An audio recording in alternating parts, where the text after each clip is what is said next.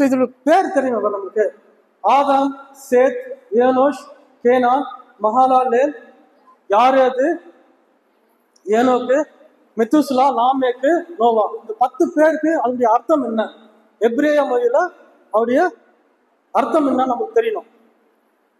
அதுல என்ன ஆழம் இருக்கு, அதுல என்ன சீக்ரெட்ஸ் இருக்கு, ஆவிக்குரிய சத்தியம் என்ன இருக்கு, அதுல என்ன சுவிசேஷம் எதனா இருக்கா அப்படின்னு நமக்கு தெரியணும். ஸோ எழுதுறவங்க எழுதிங்க, ரொம்ப யூஸ்ஃபுல்லா இருக்கும். இல்லை ஞாபகம் வச்சுக்கிறோம் அப்படின்னு சொன்னா நீங்க ஞாபகம் வச்சுக்கலாம். ஸோ ஆதாம் என்றால் மனுஷன், ஆதாம் என்றால் மனுஷன். சேத், ஆதாம் என்றால் மனுஷன்.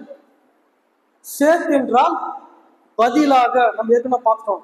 சேத் என்றால் பதிலாக, சப்ஸ்டிடியூட் அப்படின்னு சொல்லுவாங்க.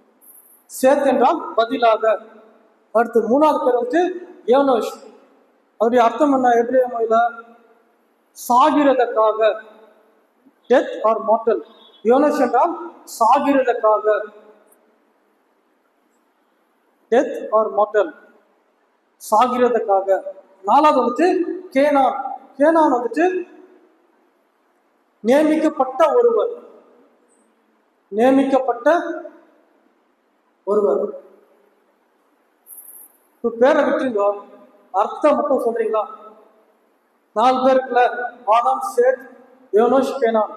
4 பேர் விட்டுருங்க, அர்த்தம் மட்டும் சொல்லுங்க. மனுஷனுக்கு பேரை விட்டுருங்க. ஆதாம் என்றால் மனுஷன், சேத் என்றால் பதிலாக, ஏனோஷ் என்றால் சாகிறதற்காக, கேனான் என்றால் நியமிக்கப்பட்ட ஒருவர். இந்த 4 பேரை விட்டுருங்க, அந்த அர்த்தத்தை மட்டும் சொல்றீங்களா? மனுஷனுக்கு பதிலாக சாகிறதுக்கு நியமிக்கப்பட்ட ஒருவர் யாராவது? மனுஷனுக்கு பதிலாக சாகிறதுக்காக நியமிக்கப்பட்டவர் யார்? இயேசு கிறிஸ்து. 4 பேர் சுவிசேஷம் இருக்கு. 4 பேர் தான் சுவிசேஷம். 2000 வருஷமா அந்த சுவிசேஷம் தான் நம்ம எல்லாம் போதிக்கிறோம். ஆனா எத்தனை பேர் வச்சிருக்காரு? 4 பேர். ஆதியாகமம் 5ஆம் அதிகாரத்துல 4 பேர் வச்சிருக்காரு. அடுத்த 2 பேர் மகாலாலேல் அப்படின்னா தேவனுடைய மகிமை. மகாலாலேல்னா தேவனுடைய மகிமை. யாரேத் அப்படின்னா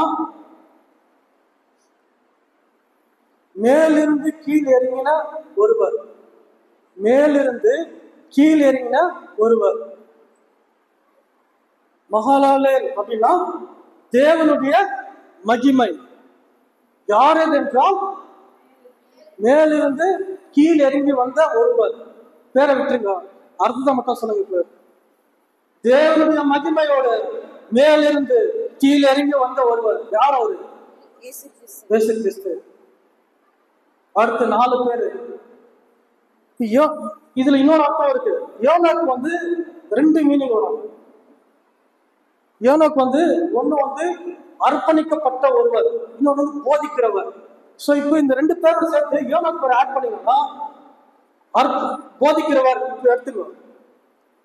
சோ தேவனுடைய மகிமையோட மேலிருந்து கீழ் இறங்கி வந்த ஒருவர் போதிச்சார்.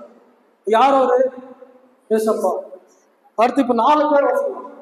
யோனாக்கு, மெத்துசுலா, லாமேக்கு, நோவா. சோ யோனாக்கு அர்ப்பணிக்கப்பட்ட ஒருவர், இன்னொரு மீனிங் இருக்கு. யோனாக்கு என்றால் அர்ப்பணிக்கப்பட்ட ஒருவர். மெத்துசுலா அப்படின்னா நம்ம ஏற்கனவே பார்த்தோம், அவர் மரணம் கொண்டு வரும். அடுத்து லாமேக் என்றால் வல்லமையான, பவர்ஃபுல். நோவா என்றால் ஏற்கனவே வசந்தத்துல இருக்கு, இலைப்பாறுதல். நோவா என்றால் இலைப்பாறுதல். இந்த 4 பேர் அர்த்தம் மட்டும் சொல்லுங்க.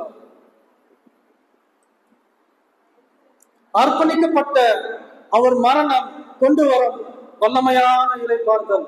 யாருடைய மரணம் வல்லமையான இலைப்பாறுதலை கொடுத்தது? இயேசு கிறிஸ்துவின் மரணம் வல்லமையான இலைப்பாறுதலை கொடுத்தது. அவர் மரணம் கொண்டு வரும் வல்லமையான இலைப்பாறுதல். இயேசு கிறிஸ்துவின் ரத்தம் தான் வல்லமையான இலைப்பாறுதலை கொடுத்தது. இந்த 10 பேர்ல பார்த்தீங்கன்னா ஏசப்போட பேர் இருக்கு. இருக்கா? எவ்வளவு ஆழம்! வேதம் எவ்வளவு ஆழமா இருக்கு. இது இல்ல, இன்னும் ஆழமா இருக்கு. இயேசுவை ஏற்றுக்கொண்ட யூத நபிமார் ரொம்ப ஆழமா பார்ப்பாங்க. அதுக்கு நம்ம நினைச்சுதான் பார்க்க முடியாது. அவ்வளவு ஆழமா அவங்க ட்ரில்டம் பண்ணுவாங்க. அத்தனை லேயர்ஸ் பார்ப்பாங்க. சில பேர் பழைய ஏற்பாடு வேணாம், புதிய ஏற்பாடு மட்டும் போதும் அப்படின்னு சொல்லுவாங்க. பழைய ஏற்பாடு வேணாம், புதிய ஏற்பாடு போதும் அப்படின்னு சொல்லுவாங்க.